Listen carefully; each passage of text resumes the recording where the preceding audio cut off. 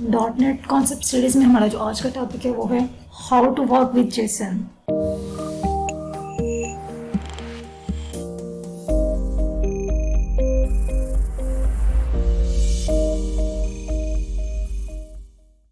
First question आ जाता है कि जेसन होती क्या है। जेसन शॉर्ट फॉर्म है जावास्क्रिप्ट ऑब्जेक्ट नोटेशन की। बेसिकली ये जावास्क्रिप्ट के सिंटैक्स को यूज़ करते हुए एक स्पेशल फॉर्मेट की स्ट्रिंग होती है जिसको डाटा ट्रांसमिट करने के लिए यूज़ करते हैं। ये एक्सटेंड की गई है जावास्क्रिप्ट स्क्रिप्टेड लैंग्वेजेस से, लेकिन ये जावास्क्रिप्ट पे डिपेंडेंट नहीं है। जस्ट जावास्क्रिप्ट के सिंटैक्स को यूज़ करते हुए एक स्पेसिफिक फॉर्मेट में एक स्ट्रिंग बनती है।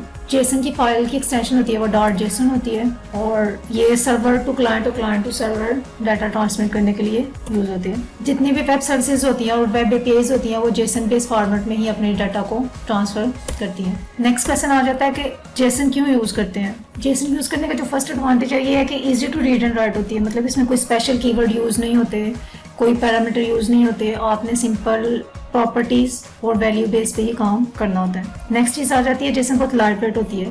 जैसे एक्सएमएल भी डाटा ट्रांसफर के लिए यूज होती है, लेकिन एक्सएमएल और जेसन में ये डिफरेंस होता है कि जो जेसन होती है उसका स्ट्रक्चर स्पेसिफिकली बनाया गया है डाटा ट्रांसमिट के लिए और इसकी रिक्वेस्ट बहुत लाइट वेट होती है, प्रोसेसिंग टाइम बहुत कम लेती है, वो कोई एक्स्ट्रा कैलकुलेशन नहीं करनी होती क्योंकि ये स्पेसिफिकली बनाई ही डाटा ट्रांसमिट के लिए गई है, इसलिए ये बहुत लाइट वेट होती है। नेक्स्ट चीज आ जाती है जेसन की कि जेसन लैंग्वेज इंडिपेंडेंट है, किसी भी लैंग्वेज पर डिपेंड नहीं करती। नेक्स्ट क्वेश्चन आ जाता है कि हमें कैसे पता चलेगा कि हम कहाँ पे जेसन को यूज कर सकते हैं। तो उसकी कॉमन सी एग्जांपल है कि फॉर एग्जांपल मैं एक परचेज ऑर्डर बना रही हूँ और वहां पे मेरे पास 3 ऑब्जेक्ट्स हैं, ठीक है। तो अगर मैं एक सिंगल रिक्वेस्ट के जरिए 3 ऑब्जेक्ट भेजना चाह रही हूँ तो मैं किस तरह से भेजूंगी, तो उसके लिए हम क्या यूज करते हैं, जेसन यूज कर लेते हैं कि हम एक जेसन का ऑब्जेक्ट बनाएंगे और उस ऑब्जेक्ट के अंदर हम मल्टीपल ऑब्जेक्ट्स को मर्ज करके एक स्ट्रिंग बना के और उसको अपने सर्वर साइड पे भेज सकते हैं। तो जब हमने मल्टीपल ऑब्जेक्ट्स को एक सिंगल रिक्वेस्ट में भेजना हो तो वहां पे हम जेसन यूज करते हैं।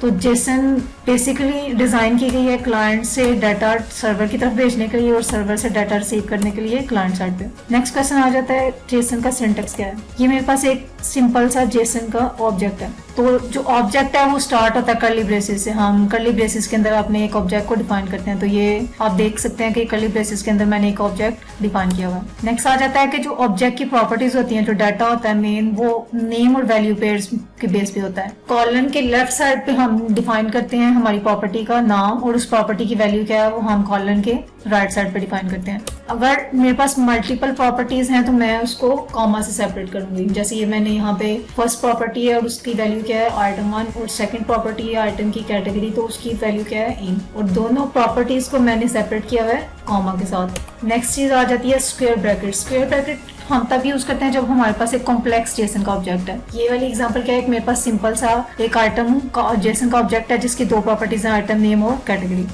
अगर मेरे पास एक कॉम्प्लेक्स ऑब्जेक्ट आ जाता है, जैसे मैंने एग्जांपल दी परचेज ऑर्डर की, तो परचेज ऑर्डर में मैंने क्या करना था, 3 आइटम्स थी मेरे पास। तो मेरे पास एक मेन ऑब्जेक्ट था परचेज ऑर्डर का, उस ऑब्जेक्ट के अंदर 3 ऑब्जेक्ट्स और थे आइटम के। तो यहाँ पे ये कॉम्प्लेक्स ऑब्जेक्ट की एग्जांपल है जिसको हम प्रैक्टिकली करके देखेंगे कि हम किस तरह से राइट कर सकते हैं। अब हम एक सिंपल सा जेसन का ऑब्जेक्ट बना के देखते हैं कि अपने फॉर्मेट को यूज करते हुए मैं उसका नाम रख लेती हूँ जेसन ऑब्जेक्ट।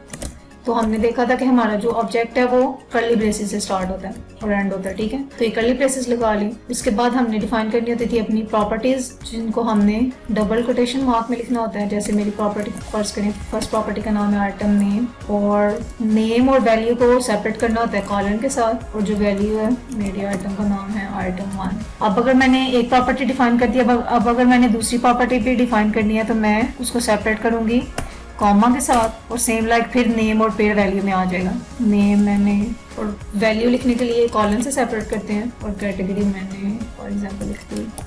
तो ये मेरे पास एक क्या है, सिंपल सा जेसन का एक स्ट्रिंग बन गई है, ठीक है। और इस जेसन को अब मैं यूटिलाइज कर सकती हूँ। अब अगर हमने कॉम्प्लेक्स ऑब्जेक्ट बनाना है, जैसे एक मेन ऑब्जेक्ट और उसके अंदर मल्टीपल ऑब्जेक्ट्स हैं, तो वो स्ट्रिंग हम किस तरह से बनाएंगे, जैसे मैं लिख लेती हूँ जेसन पीयू जेसन। तो सिंटैक्स उसका सेम ही है। हमने हमारा जो जेसन का मेन ऑब्जेक्ट होता है किससे स्टार्ट होता है, कर्ली ब्रेसेस से, तो मैंने कर्ली ब्रेसेस लगाई। उसके बाद हमने क्या करना होता है, ऑब्जेक्ट का नाम रख। तो हमारे ऑब्जेक्ट का नाम है, जैसे मैं पीओ बनाने लगी तो मैंने उसका नाम रख लिया पीओ। अब प्रॉपर्टीज डिफाइन करने के लिए क्या करना होता है, कॉलन लगाना होता है अब अगर मेरे पास मल्टीपल ऑब्जेक्ट्स हैं एक ऑब्जेक्ट के अंदर, तो मैं उसके लिए स्क्वायर ब्रैकेट यूज करूंगी। तो मैंने सिंपल सी स्क्वायर ब्रैकेट लगाई। स्क्वायर ब्रैकेट के बाद अब हमने मल्टीपल ऑब्जेक्ट्स बनाने आइटम के, तो सेम लाइक जैसे हम एक सिंगल ऑब्जेक्ट बनाते हैं, इसी तरह हम इंटरनल ऑब्जेक्ट्स को भी डिफाइन करते हैं। तो मैंने कर्ली ब्रेसेस लगाई। अब मैं अपने ऑब्जेक्ट की प्रॉपर्टीज डिफाइन करने लगी। फॉर एग्जाम्पल फर्स्ट प्रॉपर्टी है आइटम नेम। अब इसकी वैल्यू डिफाइन करनी है तो कॉलन के साथ लगाएंगे हम आइटम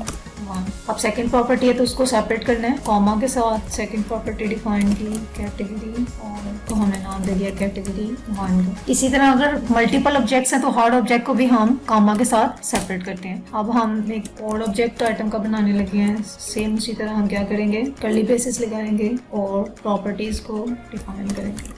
आइटम नेम मेरे पास क्या है, आइटम 2, और कैटेगरी क्या है, कैटेगरी 2। हमने अपने दो ऑब्जेक्ट्स डिफाइन कर लिए परचेज ऑर्डर में, तो हम क्या करेंगे, अपने मेन ऑब्जेक्ट को क्लोज करेंगे, स्क्वायर ब्रैकेट लगा देंगे, और जो हमारा जेसन के लिए जो हमने कर्ली ब्रेसेस से हम देखिए एक सिंपल ऑब्जेक्ट किस तरह बनाते हैं, और एक ऑब्जेक्ट के अंदर अगर मल्टीपल ऑब्जेक्ट्स है तो वो किस तरह से बनाते हैं। ये फर्स्ट वाला जो ऑब्जेक्ट है वो हमारा सिंपल ऑब्जेक्ट है, और जो सेकंड वाला ऑब्जेक्ट है वो क्या है, थोड़ा कॉम्प्लेक्स ऑब्जेक्ट है, जिसमें मेन ऑब्जेक्ट है पीओ का और उसके अंदर फिर दो और ऑब्जेक्ट्स हैं आइटम के। तो स्ट्रक्चर सेम है, और ये फास्टेस्ट वे है डाटा सेंड करने के लिए फ्रॉम क्लाइंट टू सर्वर और server to client. Dot net concept की नेक्स्ट वीडियो में हम देखेंगे कि हम एक जेसन को जावास्क्रिप्ट ऑब्जेक्ट में किस तरह से ट्रांसफर कर सकते हैं और एक जावास्क्रिप्ट ऑब्जेक्ट को जेसन में किस तरह से ट्रांसफर कर सकते हैं। डॉटनेट कॉन्सेप्ट की नेक्स्ट सीरीज में मिलते हैं एक न्यू वीडियो के साथ। Thank you.